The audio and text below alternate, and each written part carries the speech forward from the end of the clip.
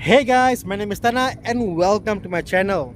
Now, you can't believe how many times people have asked me, Tana, where do I find an Everest 3.0? And the reality is, the Everest 3.0 is something that's hard to come by.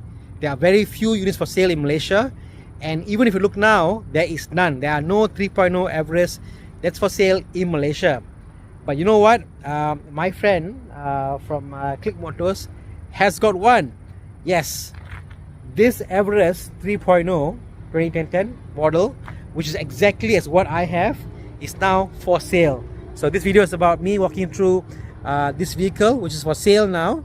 And yeah, let me tell you why I love the Everest and why I'm thinking of actually should I sell my Everest and buy this Everest. I don't know, I'm thinking about it. But here we go. Let's get cracking with this video looking at this Everest.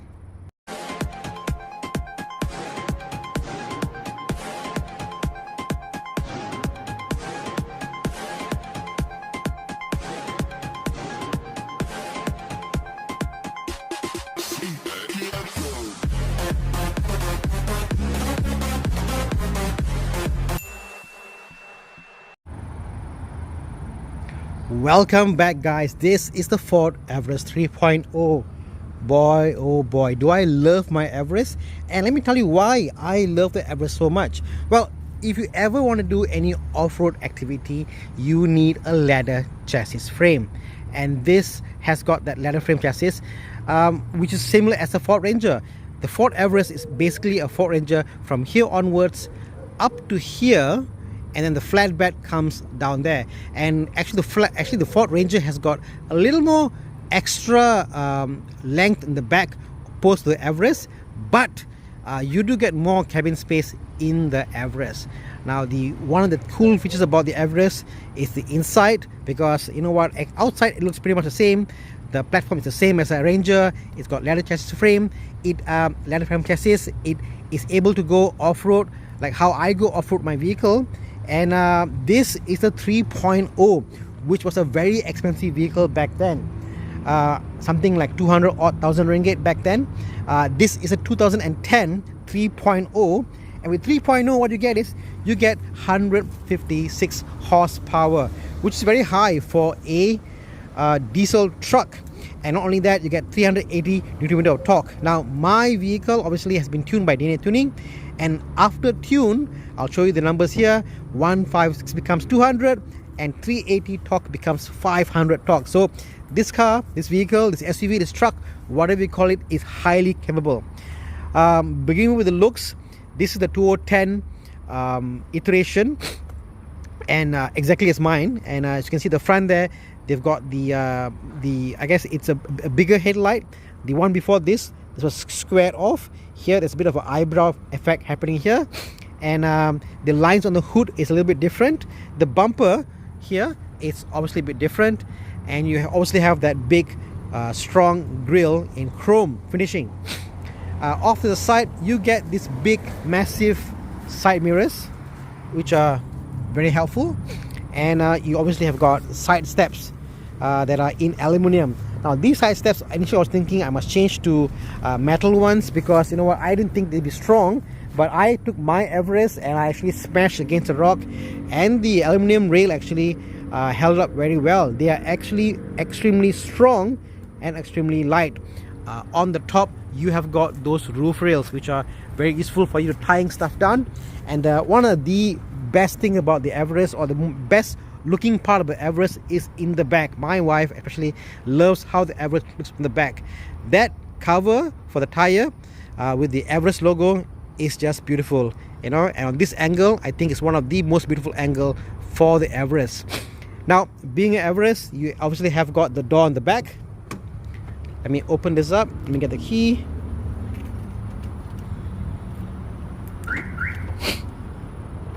When you open this up, and you've got this massive boot space. Now, there is a third row which can fold down, and you get full-size seats. And that's one good thing about the Everest, because you do get full-size seats. Let me just try to clear this away, so when I do the video later, I can actually push this down.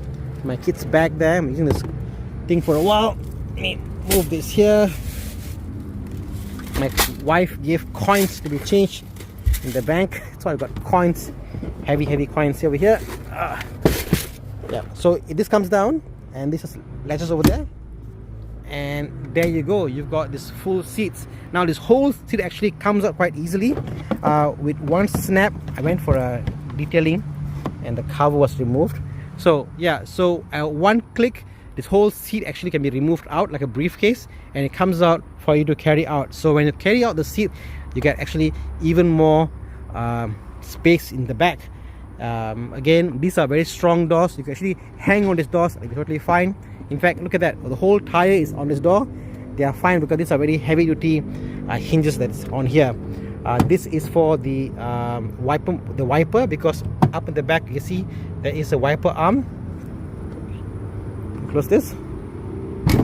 Nice. Okay, and if you get in the back, this is what I love most about the Everest.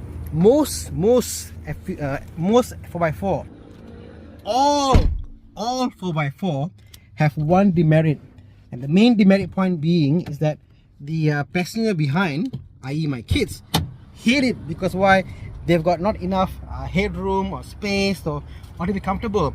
In the Everest, look at that, there is no 4x4 out there in the market, whatever it is, whether it's a new Ranger, whether it's a new D-Max, none of them have got as much leg room and headroom as a Everest.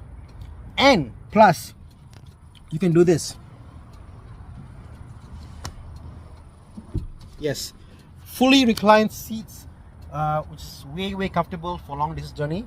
And that's what Everest is all about. For me, the Everest is the perfect 7-seater MPV SUV for me, and it works well. What not if on the back here you've got, yes, you get your own aircon vents up the top there. And not only do you get vents there, those are not just vents pulling from the front, because some vehicles have got vents which suck air from the front and push the back. No, on the Everest, the rear air conditioning is actually a separate unit.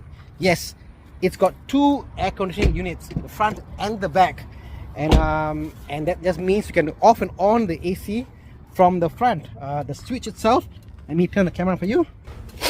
This is where it is. When you press this button here, this will on and off the rear air conditioning system. Let me just turn this baby up and show you the engine. Oh, nice, strong engine. This unit, which is for sale now, has got 111,000 kilometers, which is very low. And I want you to just take in the interior, because it's immaculate, guys. Honestly, even my interior isn't as good as this one over here. It's perfect. The only Ford Everest 3.0 for sale in Malaysia, and the cleanest one I've seen from all my friends. We got a group for the Everest, and none of them, even Kwa, none of them have got an interior this clean and this nice. It's pristine. Everything is just pristine. No nicks, no scratches. Everything is perfect. The seats, no rips in them. Everything is just pristine, you know.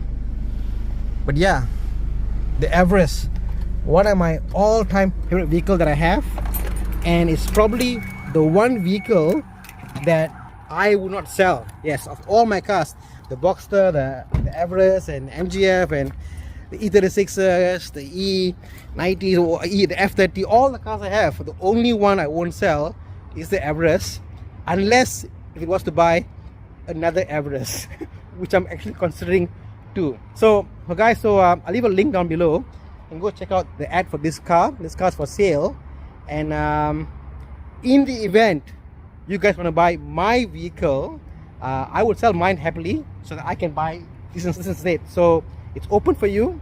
Mine's just more modded, has got lifted tires.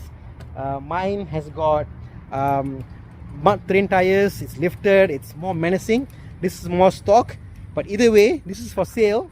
And if you want to buy mine instead, I will actually buy this one, because I think this is a brilliant piece of car. It's just something you don't get an everyday advertised or for sale. So yeah, that's me. So the next time, guys, this is me saying go out there and have a little more fun. And to me, fun means going off-road with the family in an Everest. Ciao guys.